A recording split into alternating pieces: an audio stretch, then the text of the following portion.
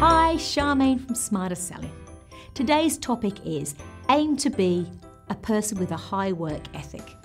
You know, nothing's going to assist you more in the workplace or with your client if you've got a driving work ethic which says, I'm out to please and to assist you. I'm out to help my business grow and your business grow. If your client wants it there by Friday, you get it there by Thursday. If your boss says, can you stay till 5, you stay there till 6. If your boss says, can you help at the weekend, you go, I'll be there at all hours that you need. If you're a person that drives that work ethic, guess what? You'll never be out of a job.